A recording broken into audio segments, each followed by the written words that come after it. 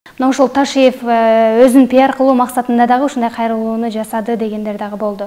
Туура эми коомчулук деген көпчүлүктүн оозун тыя албайсың. Бирөөсү аны айтат, бирөөсү муну айтат. Чын айтканда менин атымды деле сатып канчалаган адамдар жүрөт. Ой, мен тигин паланчасы болом, түкүнчөсү болом.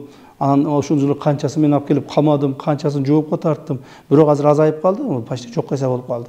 Бирок анча-мынча бирин серин дагы деле бар. Ошонун сыңарында элдин оозун тыя албайсың.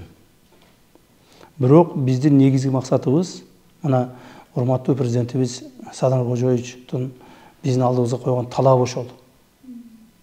Эгер президент мындай талапты койбосо, эгер президент бизге ушундай шарттарды түзүп бербесе, эгер президент каалаганыңардай башкара бергиле, каалаганыңардай жашай бергиле, акырын убакыт өтсө болду деп дей турган болсо, биз ушинтип иштемекпизби? Андай эмес.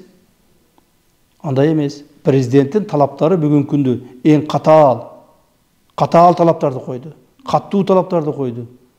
Бирок ошону аткарышыбыз керек да биз.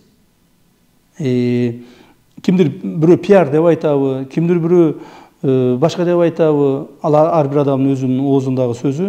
Бирок биздин негизги максат элге кайсыл бир деңгээлде маалымат элге да жетиш керек да. Жабынып алып эле, көрүнбөй отуруп алып эле канча иш кылсаң дагы билинбей калышы мүмкүн экен. Мына мен сиз менен азыр баарлашып отурам. Мен ойлойм, мамлекетте эч кандай сырын айткан жокмун депчи. Бирок менин ичимде сыр өтө көп.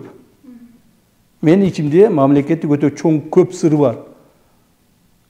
Ошол сырды чыгарбай туруп, бирок элге түшүндүрүп берүү бул да өтө кыйын нерсе да. Ошондуктан өзү мен мындай соцсеттерге деле чыкпайм.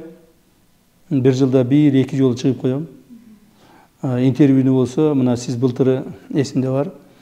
Жанагы эгемендүүлүк күндө мен кыргыз эл баатыры наамын алганда сиз келип интервью алгансыз. Ошондон бери чыга элек болчумун да. Мына 1 жылдан кийин, башта 2 айдан кийин 1 жыл болот экен, эми чыгып атам. Ошондуктан эч кандай мен пиар менен алектенбейм. Менин жүргөнүм, кылганым, турганым өзү ушул. Пиарды мага кереги жок. Мен артист эмесмин. Же болбосо мен кайсыл бир куудул эмесмин, же бир шайлоого барайын деген оюм жок.